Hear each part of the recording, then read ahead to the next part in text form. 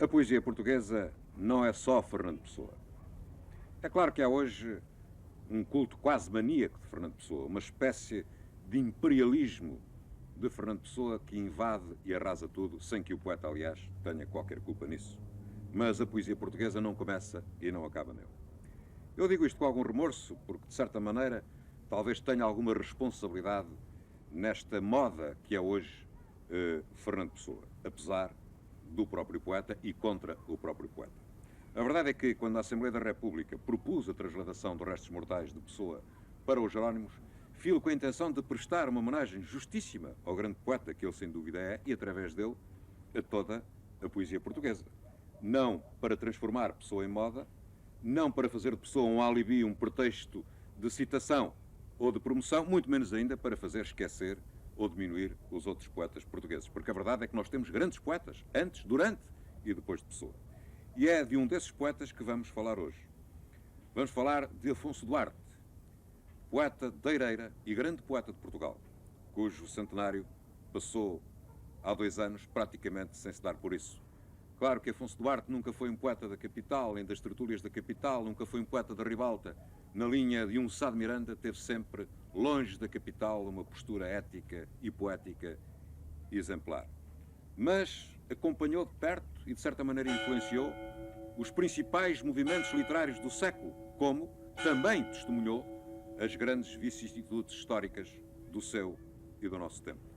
Carlos de Oliveira e João José Cochefel, autores do apêndice da primeira edição da sua obra poética e que se consideravam seus discípulos, escreveram em 1956.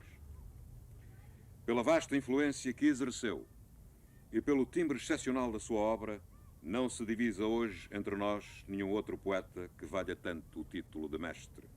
Mestre querido e raro, de versos, de saúde intelectual, de confiança no homem, de amor à terra, de rosas e cantigas, com grandeza bastante para não ter menosprezado nunca a juventude dos discípulos. Mestre Afonso Duarte.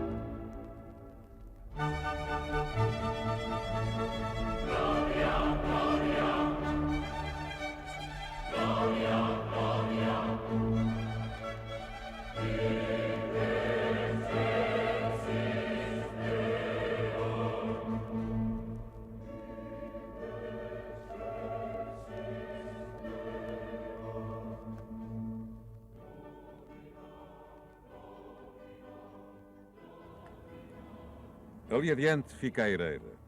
Agora a paisagem é verde. Mas no inverno as cheias do Mondego alagam os campos e transformam a Ereira numa quase ilha. Afonso Duarte chamou-lhe a Guernes Eidorida. A sua gente, sempre presente na obra do poeta, passa, como ele dizia, metade do ano a lavoirar, a outra metade no anzol. De lá se avista o castelo de Montemoro Velho, onde em 1956, por ocasião da homenagem ao poeta, se descerrou uma placa.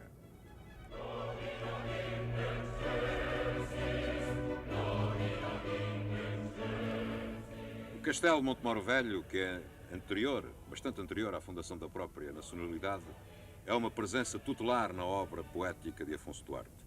E aqui está a placa com os versos que testemunham a perenidade da sua presença e do seu canto. Onde nasceu Fernão Mendes Pinto, Jorge de Montemor, onde nasceu. A mesma terra, o mesmo céu que eu pinto. Castelo velho, o que foi deles é meu.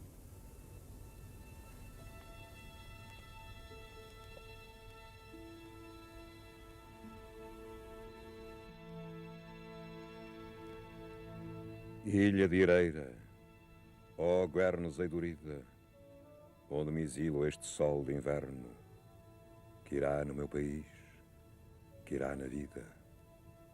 Vai um sol admirável, hoje o eterno desceu ao paraíso, e é tanta a vida que a maldizem. Mas isto, só no inferno. Já porque vejo ao pé de mim contente, sorrindo a pobre gente, digo-lhe, exclamo eu, é porque não cabe no céu.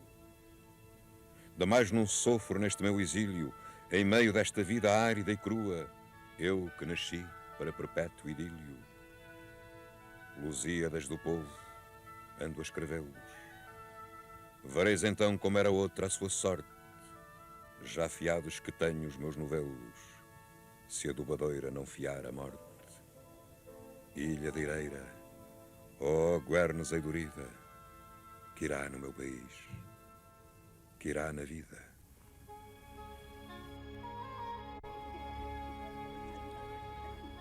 Foi aqui nesta casa da Eireira que nasceu em 1 de janeiro de 1884 o poeta Afonso Duarte. A casa, como se vê, está bastante degradada, mas foi adquirida pela Câmara Municipal de Montemoro Velho, que acedeu à Junta de Freguesia recentemente criada. A Junta de Freguesia vai restaurar a casa e pensa criar aqui um centro de dia, uma pré-primária, uma sala-museu poeta Afonso Duarte e também instalar aqui a sede da nova Junta de Freguesia. Afonso Duarte era o terceiro filho de um casal de lavradores abastado. O seu nome completo era Joaquim Afonso Fernandes Duarte. Aos 10 anos foi para a casa do professor de Alfarelos, que é aqui perto, e aos 12 aí fez o exame da instrução primária. O pai, esse velho fidalgo que é o senhor meu pai, como escreverá mais tarde Afonso Duarte, não via com bons olhos nem profissões liberais, nem empregos do Estado. Para ele, fora da lavoura, só tropa ou engenheiro. Aos 14 anos, Afonso Duarte segue para Coimbra, para o Colégio Mondego, que ficava no pátio da Inquisição, e frequenta o Colégio Mondego durante 3 anos. Em 1902, já com 18 anos, assenta praça em Lanceiros de El Rei e ao mesmo tempo matricula-se no Liceu José Falcão. E 6 anos mais tarde entra para a Universidade, onde faz os preparatórios para a Escola do Exército, mas desiste da carreira militar e acaba por licenciar-se ou bacharelar-se em Ciências Físico-Químicas em 1913.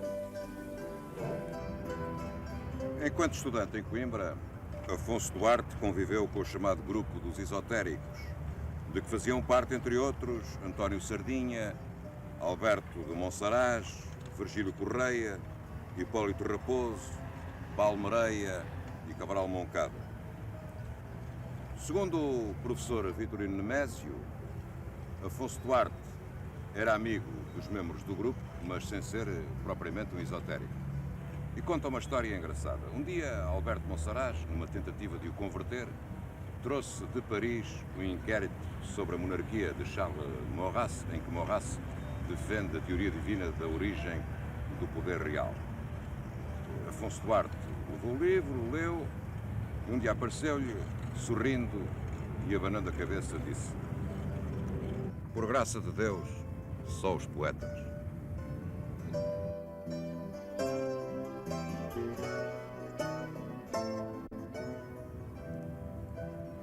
Em 1912, ainda estudante aqui em Coimbra, Afonso Duarte funda com Nuno Simões a revista Rajada, que tem Correias como diretor artístico e na qual colaborará, por exemplo, Almada Negreiros.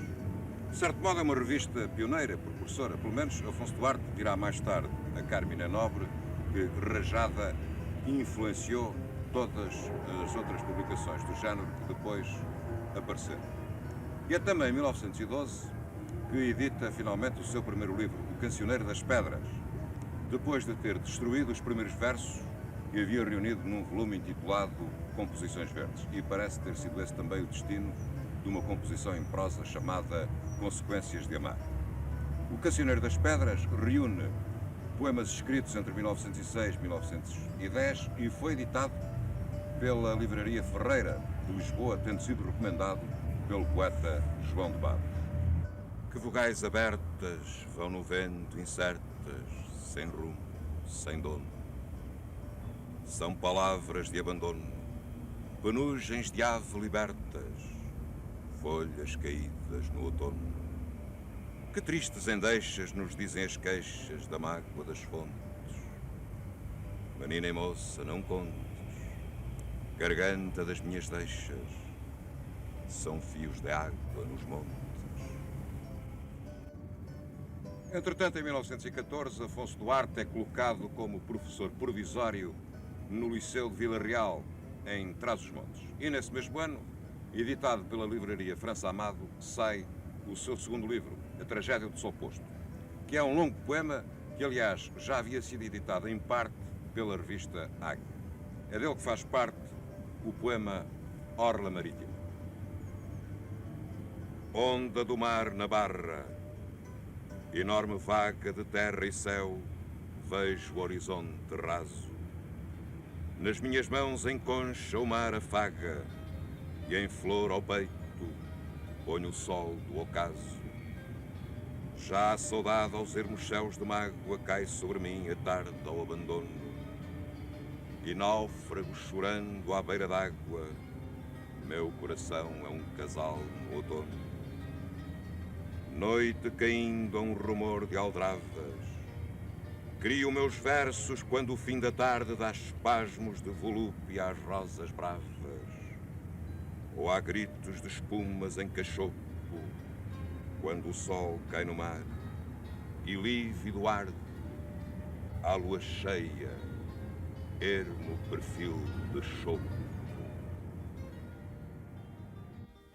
2 anos depois, a Renascença Portuguesa publica a Rapsódia do Sol Nado, seguida do Ritual do Amor. Seja louvado o sol, e águas e montes que são fecunda terra comovida, louvados sejam, e louvor às fontes e louvores à vida pelas bocas amorosas que se beijam. Louvor ao sol, a Deus, ao Criador, quando a montanha de ouro espertamente a ave canta e ri a flor. Quando o sol dá bom dia a toda a gente e levanta da sombra, alegre e lindo, com mancheias de cor, as coisas que estão dormindo. Sol todo dia e lua em noite calma, abençoado o olhar que nos descobre um bocadinho de alma. Candeia acesa que na casa do pobre alumia a pobreza, lá vem o sol. Que límpido arrebol na terra canta e lá no céu rebrilha. Vamos, enxada a terra, ó minha gente, quando a enxada se enterra, ó maravilha, grita a semente. Em 1917, Afonso Duarte é nomeado professor do Liceu Gil Vicente em Lisboa. Estava-se então em plena guerra. Tropas portuguesas são enviadas para o campo de batalha em França. O poeta é mobilizado para a Escola de Oficiais Milicianos da Artilharia de Costa. Mas por pouco tempo. No fim da guerra, é desmobilizado. Sofre então uma grave doença que quase o deixa paraplégico. Mas Afonso Duarte consegue recuperar, embora fique marcado para toda a vida. Em 1919, Afonso Duarte é colocado como chefe de secretaria do Liceu Infanta Dona Maria, em Coimbra, e também como professor da Escola Normal Primária. Passa depois para a secretaria do Liceu José Falcão, mas em 1925 pede a exoneração desse cargo. A par da sua atividade poética, dedica-se então a uma experiência pedagógica inovadora e apaixonante a partir, sobretudo, de desenhos infantis. Os seus trabalhos são enviados ao Congresso Internacional da Educação Nova em Locarno e alcançam repercussão europeia. O boletim, por exemplo, o boletim dos professores de Liège chama a atenção para esses trabalhos e há professores de diversos países europeus que vêm a Coimbra para os estudar e para os apreciar. Só que santos da casa não fazem milagres. A ditadura militar tinha destruído, entretanto, as instituições democráticas da Primeira República e estava-se em pleno processo de instauração do chamado Estado Novo. Grandes figuras da nossa cultura e da universidade são afastadas. Afonso Duarte não se rende e não abdica das suas convicções democráticas. E em 1932 ele é também compelido à aposentação. Podem encher-me os punhos de grelhetas ou pregar numa cruz a vida minha. Não é canto propício de poetas o velho medo que guarda a vinha. O antigo é a doença que eu mais detesto, é viciar o que já foi virtude.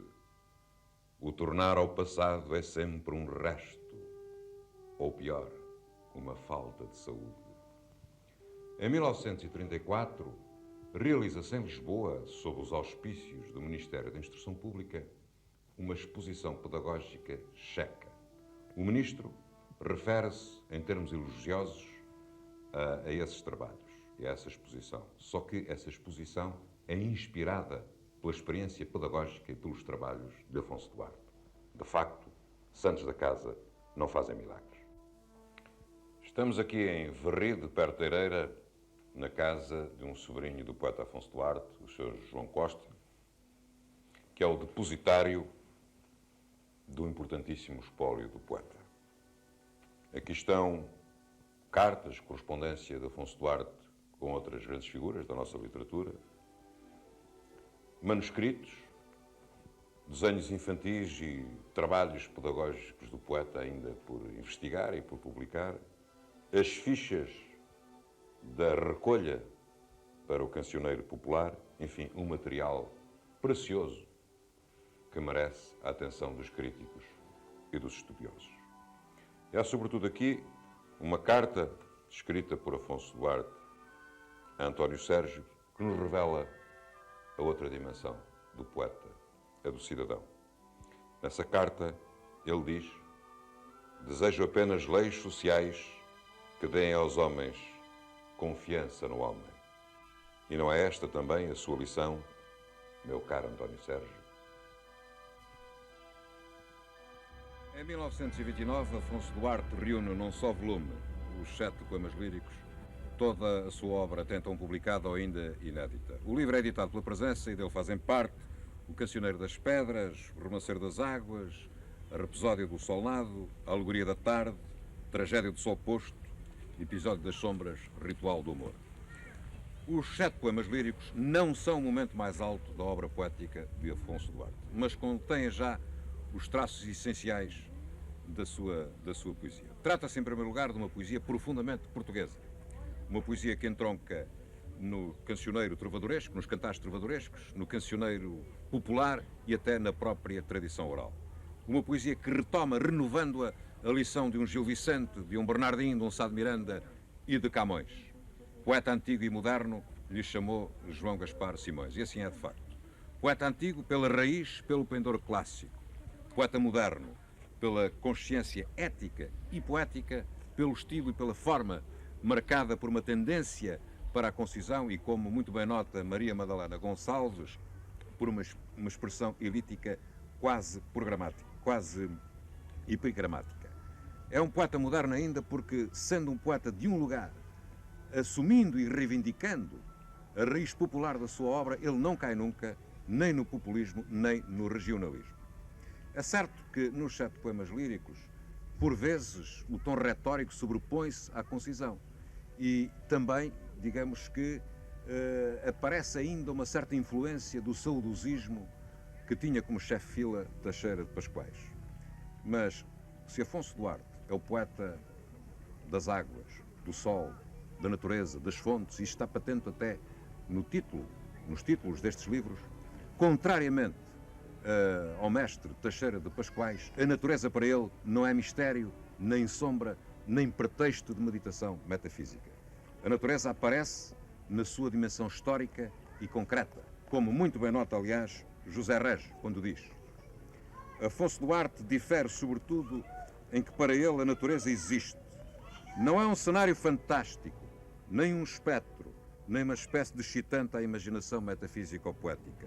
É uma realidade que, como não pode deixar de ser, ele, poeta, interpreta, mas, sobretudo, vê, palpa e da qual se sente fazer parte.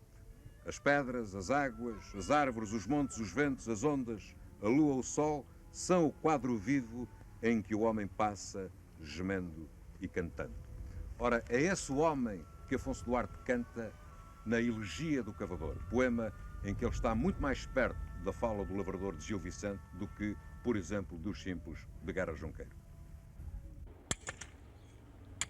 Deus do céu, venha a meu rogo, que a enxada já mal se ferra.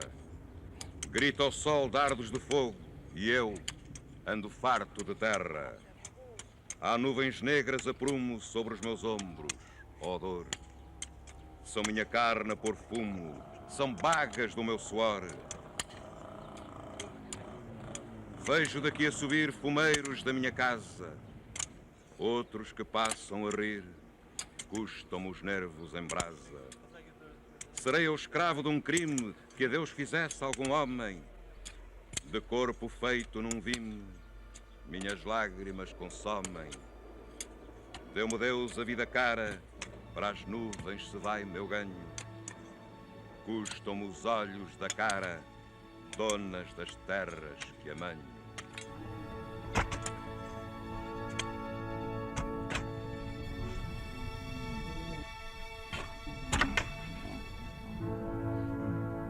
Nesta sua primeira fase, a poesia de Afonso Duarte revela já também o impulso épico e profético que há de manifestar-se mais tarde de forma inigualável no célebre tríptico de Redondilhas de que adiante falaremos.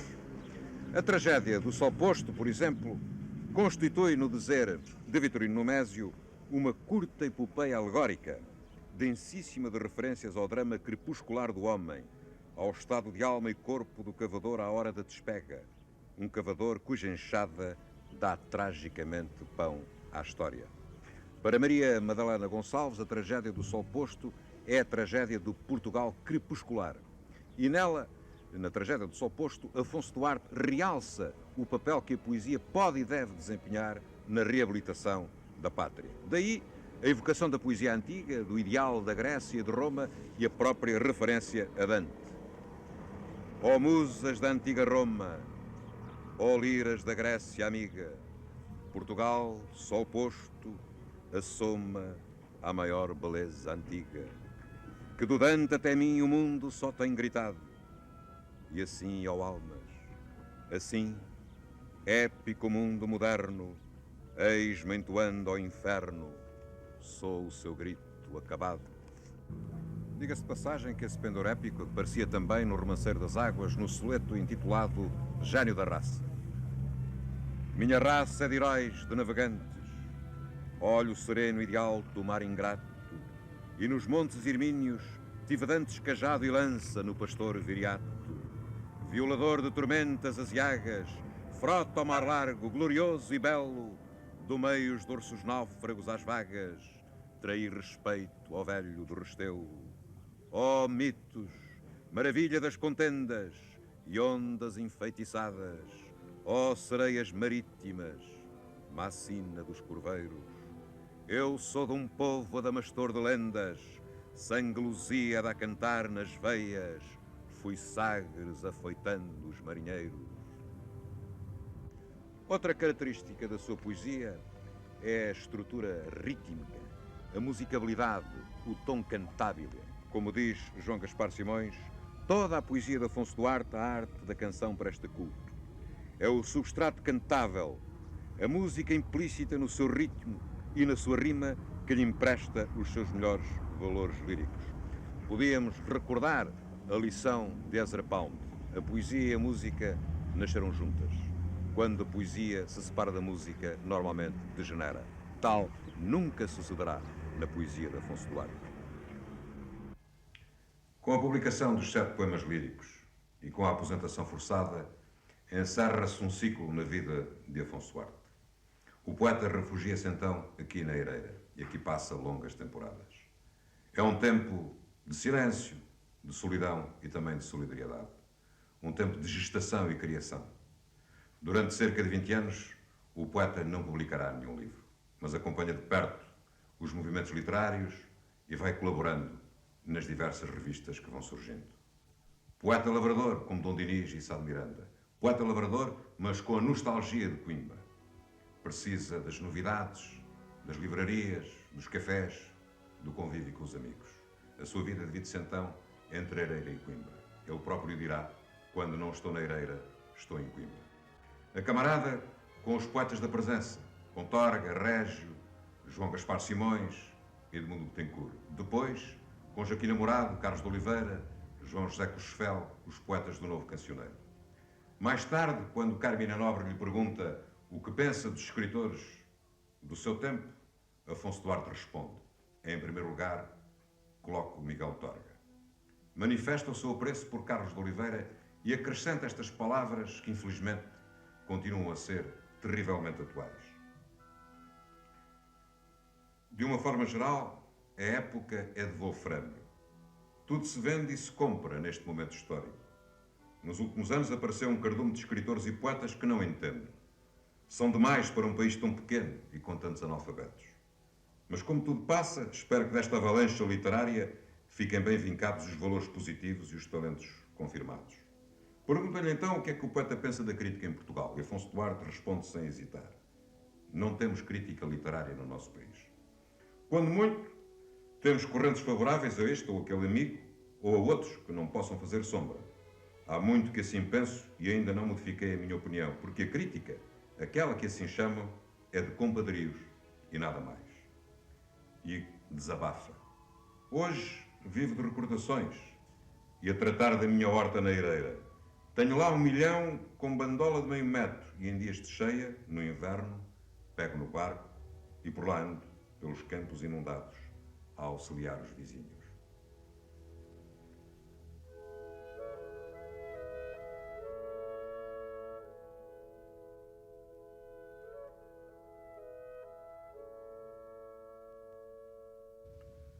E o poeta volta sempre a Coimbra, à velha casa na rua Dr. João Jacinto. O prédio onde resido é de aluguer, velhas salas de teto apainelado. Carlos de Oliveira e João José Cochofel contam. Acendiam-se fósforos para subir a escada, mesmo de dia se era de inverno, mas em cima, na sala de trabalho, a luz entrava francamente por 2 janelas de guilhotina. Livros, alguns quadros, uma mesa de escrever em pinho. Depois do almoço, Afonso Duarte aparecia na Baixa. Relanceava as montras das livrarias e entrava no café para ficar até à noite.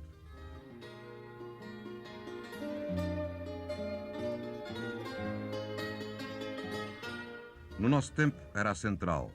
Íamos lá ouvi-lo e falar-lhe de projetos literários, de revistas, de livros e de outras coisas mais candentes. A guerra lavrava então em plena fúria pela Europa. Uma vez por outra, sobretudo na primavera e no outono, quando o Val do Mondego é realmente uma paisagem única, dava-se um passeio pelo parque. Chopos, ínsuas à flor do rio quase extinto, uma luz de veludo morno e mais conversa. À noite não saía, a não ser para um bom filme. Lia, escrevia, folheava as suas pastas de desenhos infantis abertas em cima da mesinha franciscana. Na Eireira leva vida diferente. Como a terra se fez para criar árvores, fruto e flores, o poeta lança mão do sacho ou da tesoura de podar e trata das videiras, das rosas, do granzoal de bico. É uma espécie de herculano a curto prazo, num val de lobos sem renúncia.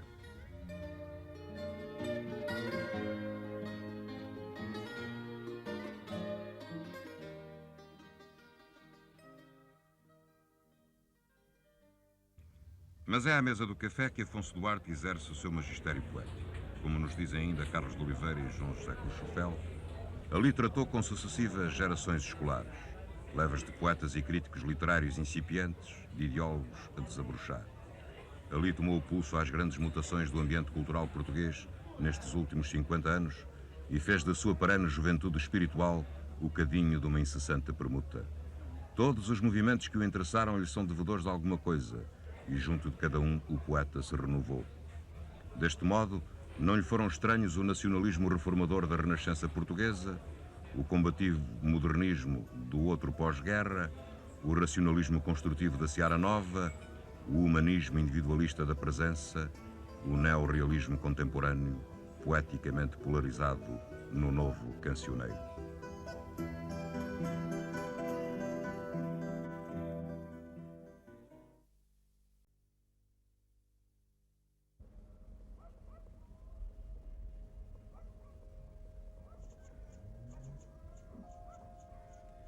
Foi aqui nesta casa da Eireira, que pertencia ao seu padrinho, que Afonso Duarte viveu grande parte da sua vida. E aqui escreveu também alguns dos poemas mais importantes da sua obra de maturidade. A casa, como pode ver-se, tem uma âncora. E talvez por isso, num dos seus poemas, Afonso Duarte lhe tenha chamado A Nau Encalhada na Planície. Em 1947, sai finalmente Ossadas. Ossadas é um momento fundamental na obra poética de Afonso Duarte e também um momento muito importante na poesia portuguesa deste século. O livro foi editado pela Seara Nova sob a atenção cuidada de Manuel Mendes. Carlos de Oliveira e João José Cochefel perguntam-lhe porquê ossadas. E o poeta responde, ora, porquê? Ossadas, despojos, fogos fatos. Trata-se de facto de um livro onde podem ler-se alguns dos mais belos poemas da língua portuguesa. É uma obra de maturidade, um livro muito elaborado e muito depurado, de uma escrita antidiscursiva e despida já de qualquer tom retórico, como pode ver-se logo nos versos iniciais. Deus meu, do mundo e de ninguém, como o espaço dos astros, e das que habita a distância infinita de mim mesmo. Deus meu, não deixes que viva o lodo umedecido pelas lágrimas de alguém. Deixa-me só na possível estrela de onde a poesia vem. Esta romanceira foi plantada pela mão de Afonso Duarte. O poeta costumava sair de casa, fazia este percurso, passava por aqui e ia sentar-se num poço que fica ali adiante.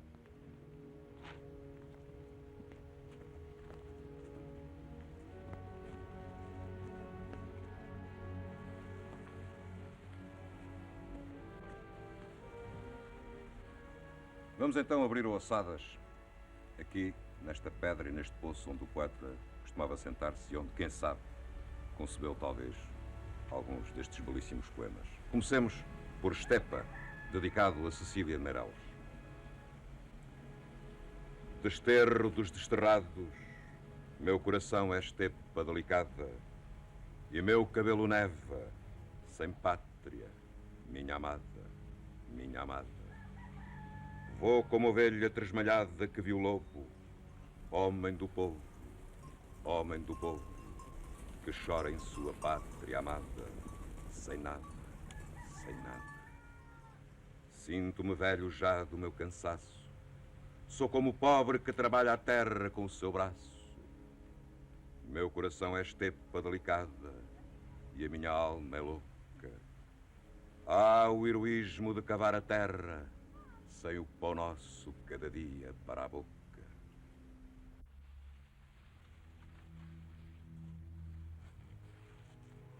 E agora, Grito, dedicado a Manuel Mendes.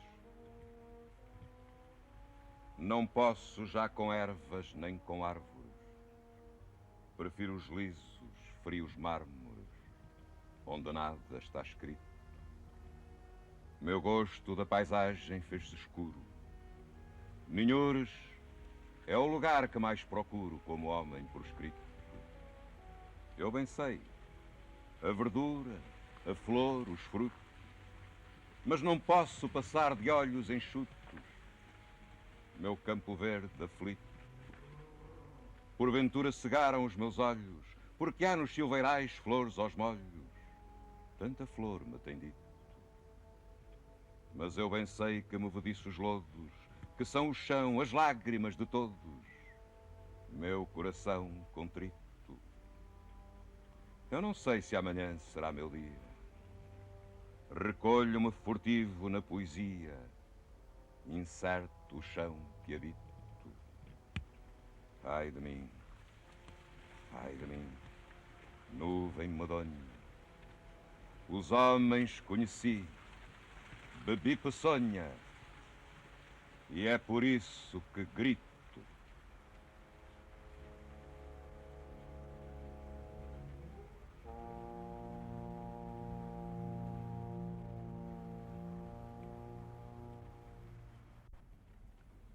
Mantém-se o veio popular e, como pôde ver-se, por exemplo, no poema Estepa, a referência camoniana. Mas a poesia de Afonso Duarte é agora uma poesia cada vez mais filtrada pela cultura e por uma profunda sabedoria literária. É uma época de maturidade, com perfeito domínio da técnica. Como diria Ezra Pound, o poeta, o artista, chega à sua maturidade quando a técnica se transforma numa segunda natureza. E há também sempre na sua obra o culto do povo, a identificação com a pátria. Ah, meu caso de lágrimas, que nunca supôs já em face humana, além da Tapobrana em versos de Camões. Ah, meu eterno Portugal, meu peito, esta é a dor, sim, a dor de que sou feito. Mas sem panfletarismo nem dogmatismo. Como nota no seu belo trabalho Maria Madalena Gonçalves, o poeta orienta agora motivos e estilo popular de que se inspira para uma articulação do problema nacional ao resto do individual.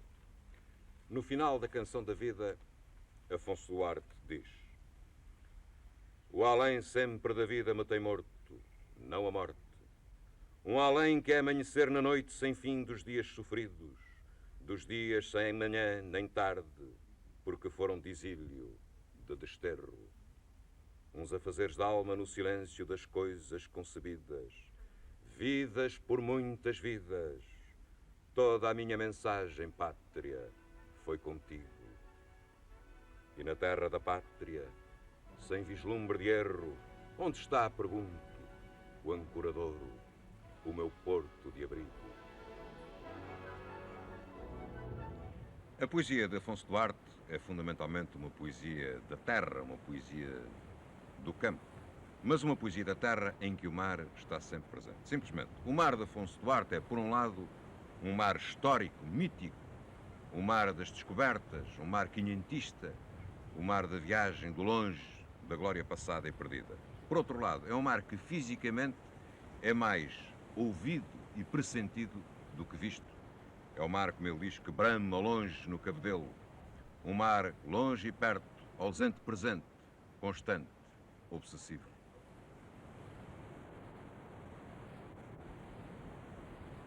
Há só mar no meu país. Não há terra que dê pão. Mata-me de fome a doce ilusão de frutos como o sol.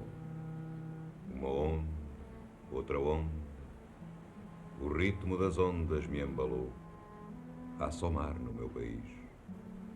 E é ele quem diz, é ele quem sou. Há só mar no meu país, não há terra que dê pão. Há só mar no meu país, não há terra que dê pão. Mata-me de fome a doce ilusão de frutos como o sol, de frutos como o sol.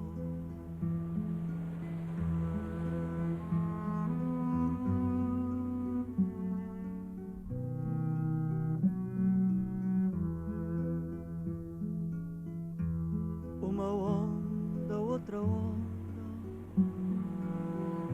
o ritmo das ondas me embalou. Uma onda, outra onda, o ritmo das ondas me embalou. Há só mar no meu país, e é eu quem diz, e é quem sou, e é quem sou.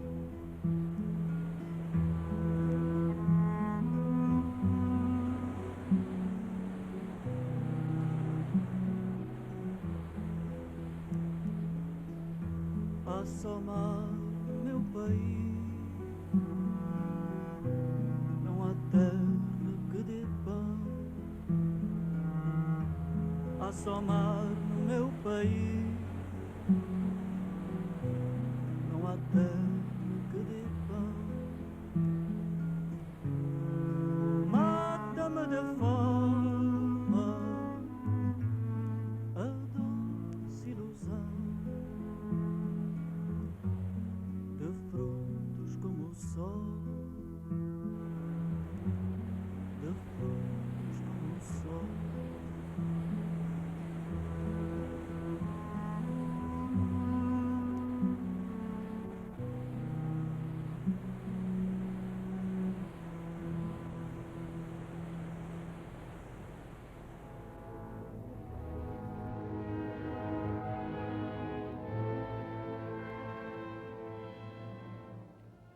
Quase um epigrama, quase um azulejo, é este poema que se chama Herói. Meu pobre herói vencido da sua alma, quem desfolhará lírios no seu corpo hirto, impassível, aos ombros dos 4 homens vestidos de preto, com crepes, no topo dos mastros, mármores, alabastros, serenidade, calma.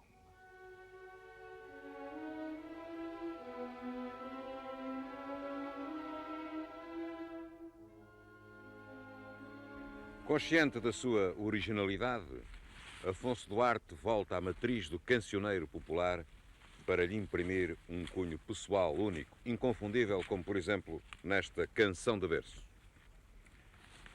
Tem barbas o milho como qualquer barbado, bainha larga, deitando a espiga de fora, todo ele embandeirado.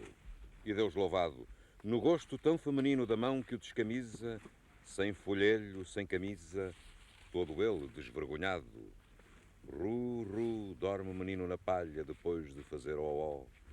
A mãe trabalha. Milho serode e o milho temporão, há espigas de toda a nação, há as brancas e amarelas, há as pretas dos abraços e as de beliscos e beijos, quando as moças descamisam em corpinho de desejos. De resto, a noite pede cantiga de rapaz para rapariga, caindo a espiga no cesto. Óleo, carvão, maquinaria, acusam-me de tal feitiçaria, mas eu gosto só desta poesia que é Canção de Berço.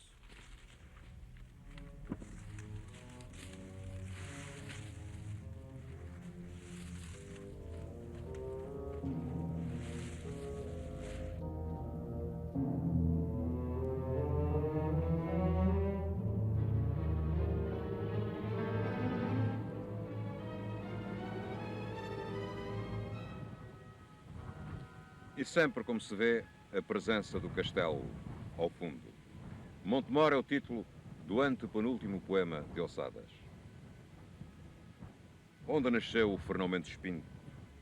Jorge de Montemor, onde nasceu? A mesma terra, o mesmo céu que eu pinto, castelo velho, o que foi deles é meu. E aqui eu sou sob o poente doiro que incendeia o castelo. Arcas moiras dão ecos de um tesouro, brame de além e o mar do cabedelo. Dom Abade João vigia à tarde, olhos longos por cima das ameias. Sobre a planície, búzios dão alarme, moiro na costa, avisam as sereias. A ronda das marés salgou a terra, houve salinas quase à minha porta. Por isso o mar me desterra, e ando em terra de alma quase morta. Dá-me que rir e que chorar esta minha segunda natureza. Nenhuma palavra eu sei tão portuguesa como esta de além-mar. De cá saiu o Fernão Mendes Pinto, saiu de cá o Jorge Montemor. Só eu fiquei por guardador da Vila Morta e de um mar extinto.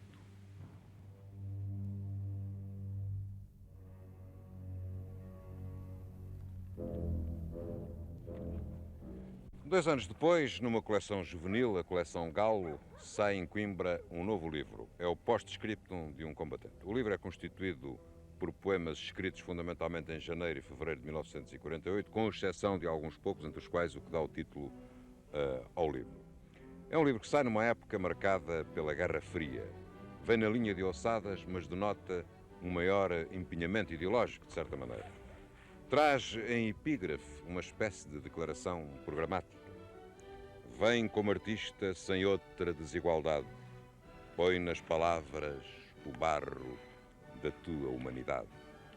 Mas logo a seguir o poeta afirma-se como única verdade de poesia. Do meu complexo fantástico é que vem a noite e nasce o dia. Não sou idealista, não sou realista, mas única verdade de poesia. Uma das características de Afonso Duarte foi sempre a da sua preocupação do novo, da novidade e uma grande atenção em relação à juventude. É essa atitude de espírito que se exprime num soneto que ele dedica a jovens poetas seus amigos. Ainda crente ao descair da idade, quando o coração já mal se escuta, é o quanto vos deve, mocidade, o meu agreste espírito de luta. Não a ceifeira que cegou a herdade da pragana do trigo de voluta. Trazeis-me fé, renovo, a novidade que a terra há de criar, mãe incorrupta. Primavera no outono destas dores, por baixo vermes, ao de cimo flores, e lá mirei feliz, como se deve.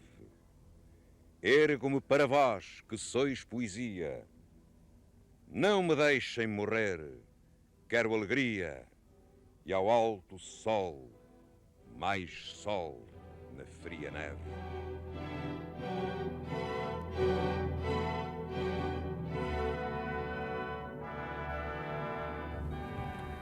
Deste livro, post-scriptum de um combatente, faz parte um dos seus sonetos mais conhecidos, Terra Natal, dedicado a Paulo Quintela, a quem eu quero também render a minha homenagem, porque foi ele quem, no Teatro dos Estudantes da Universidade de Coimbra, me revelou a mim e a muitos outros a poesia de Afonso Duarte.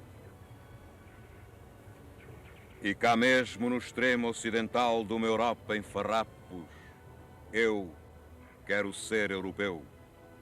Quero ser europeu num canto qualquer de Portugal. Como as ondas do mar sabem ao sal, a ave amacia o ninho que teceu, mas não será do mar e nem do céu, porque me quero assim, tão natural. E se a esperança ainda me consente no sonho do futuro, ao mal presente se digo adeus, é adeus até um dia. Um presídio será, mas é meu berço.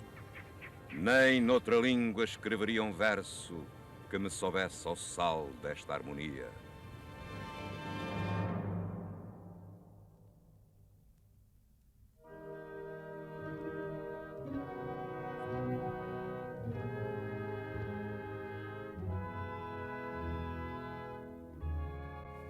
Em 1950, Afonso Duarte publica Sibila, a primeira tábua do seu célebre e admirável tríptico de Redondilhas. Em 1952, publica as outras duas, Canto de Babilónia e Canto de Morte e Amor.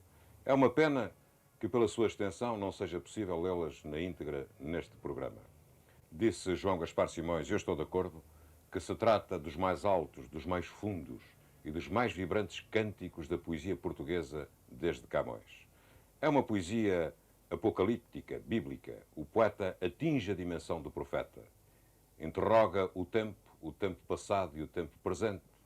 Grécia e Roma, Sião, Babilónia, Babel, Europa e América. É uma visão apocalíptica. Uma poesia que fala do fim de um império, ou mais do que isso, talvez do fim de um tempo e de uma civilização. Uma poesia que anuncia ao mesmo tempo ou o caos ou uma nova ordem dos séculos. Como, por exemplo, em Canto de Babilónia, de que não resisto a ler algumas redondilhas. Ó confusão de Babel e Babilónia chamada, quem é Caim ou Abel, razão de guerra ateada?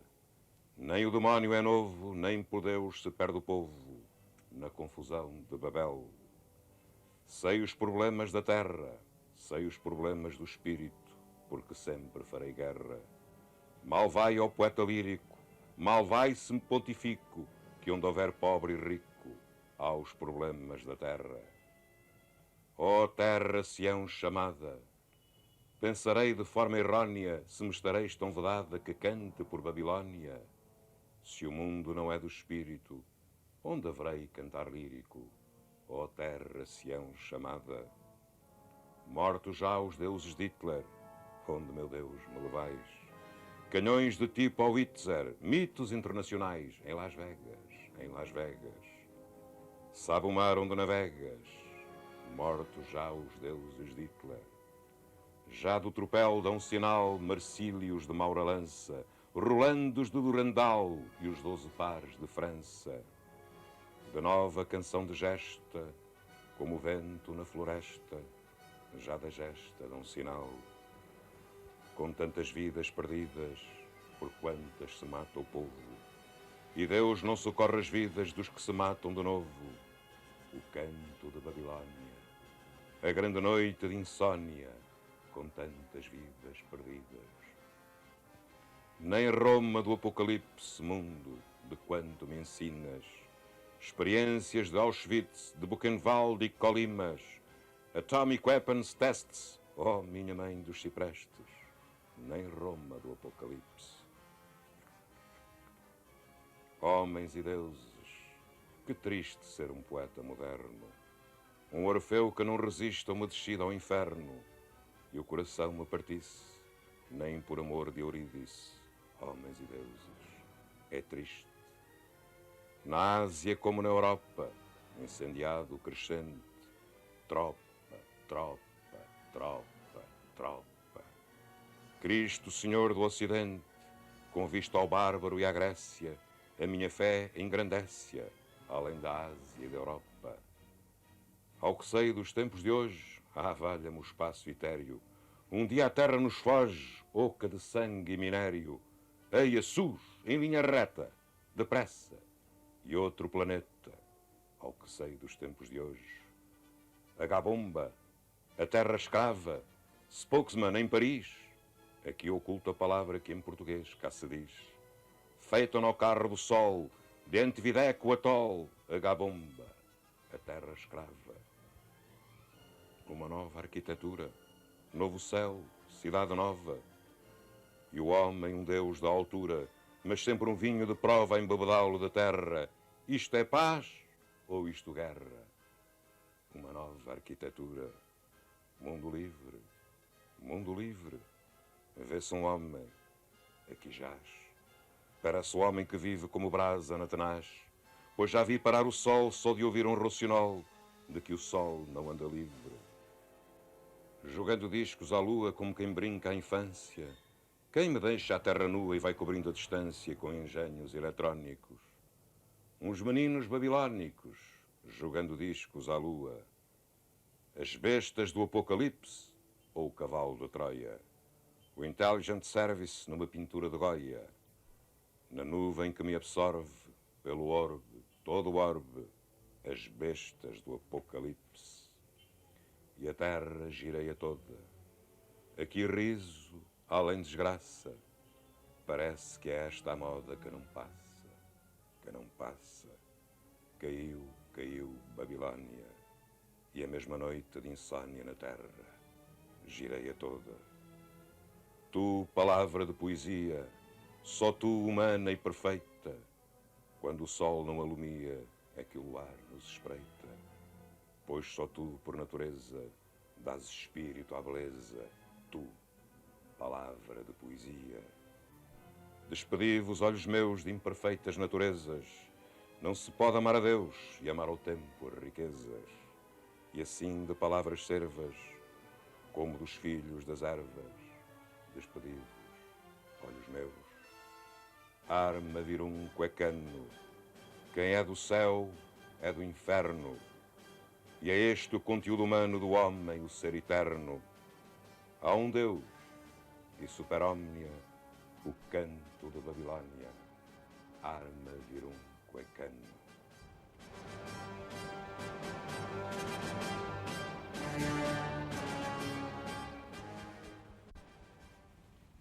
João Gaspar Simões tem de facto razão. São altíssimos momentos da poesia portuguesa, como são também as estrofes deste cantar de amigo que vou ler e que faz parte do canto de morte e amor. É um dos meus poemas preferidos, um daqueles que mesmo sem querer nos voltam constantemente ao ouvido.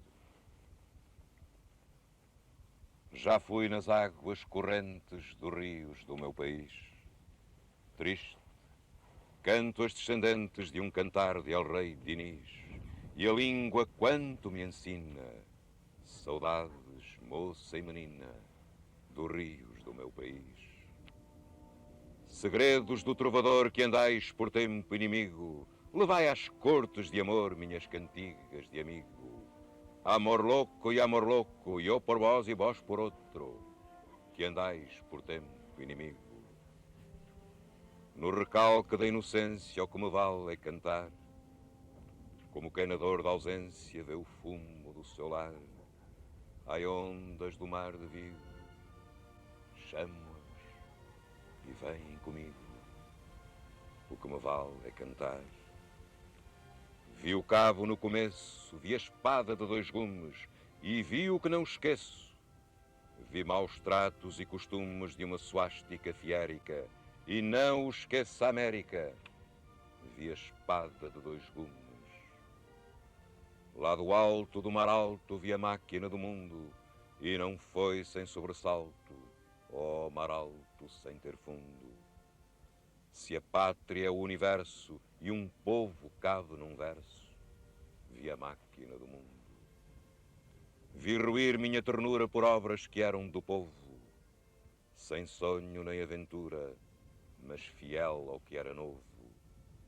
Entre gente cega e surda, criei poesia absurda por obras que eram do povo.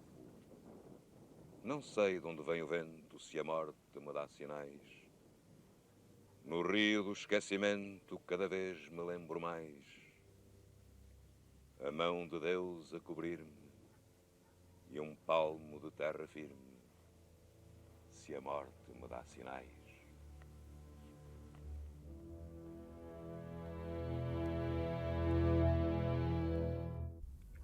Em 1956, uma comissão pouco comum, porque é uma comissão da qual fazem parte alguns dos principais poetas e homens de cultura, como Alberto de Serpa, António de Sousa, João José Cochefel, José Régio, Miguel Torga, Paulo Quintela, Vitorino Nemésio, promove uma homenagem nacional a Afonso Duarte. A homenagem realiza-se a 24 de julho na Eireira, em Montemoro Velho, em Coimbra. Os diferentes atos, discursos e mensagens foram depois reunidos em livro com o título de Homenagem a Afonso Duarte. No Castelo de Montemoro Velho toma a palavra Vitorino Nemésio. Na Eireira, João Gaspar Simões. Cabe a Paulo Quintela ler a mensagem do povo da Eireira, na qual se diz: só uma coisa vos pede, altíssimo poeta, a gente desta terra da Eireira, só grande pela vossa grandeza, que aceiteis o que de mais valia ela pode depositar na ara votiva da sua homenagem, o seu coração inteirinho.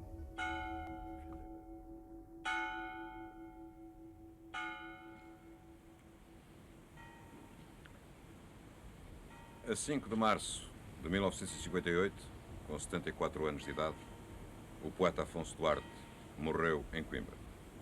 Foi sepultado aqui, na Eireira, esta pequena terra que, por virtude e força do seu cantar, se transformou num lugar símbolo. No dia 6, enquanto o poeta descia à terra, Torga dizia: resta-nos a recordação do que foste e o respeito pelos versos que escreveste. E dela e dele tiraremos o lenitivo possível, mas tínhamos acostumado à eternidade da tua presença. Eu posso lá morrer, terra florida. E é precisamente com o soneto Rosas e Cantigas, de que faz parte o verso citado aqui mesmo por Miguel Torga, que vamos terminar este programa. É um poema que, de certo modo, resume a atitude de Afonso Duarte como homem e como poeta. Eu hei de despedir-me desta lida, rosas, árvores. Hei de abrir-vos covas e deixar-vos ainda, quando novas. Eu posso lá morrer, terra florida. A palavra de adeus é a mais sentida deste meu coração cheio de trovas. Só bens me deu o céu. Eu tenho provas que não há bem que pago desta vida. E os cravos, manjericos e limonete, oh, que perfume dão as raparigas. Que lindos são nos seios do corpete. Como és, nuvem do céu, água do mar, flores que eu trato, rosas e cantigas, cá do outro mundo me fareis voltar.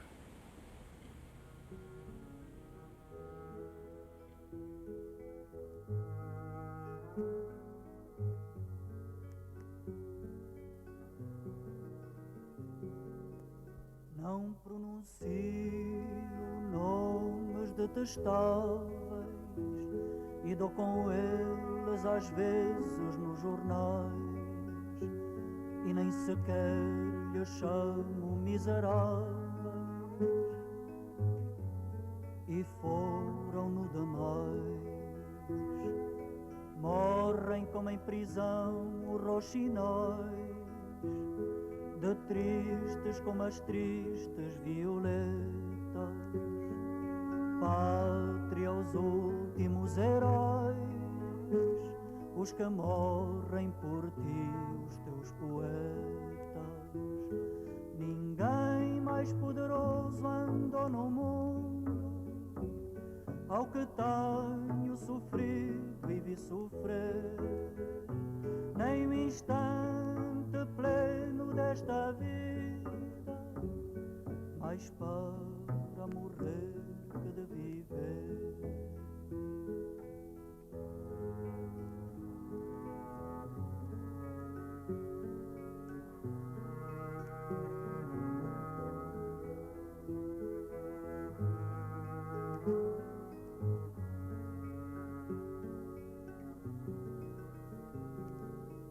Não pronuncio nomes detestáveis e dou com eles às vezes nos jornais e nem sequer lhes chamo miseráveis e foram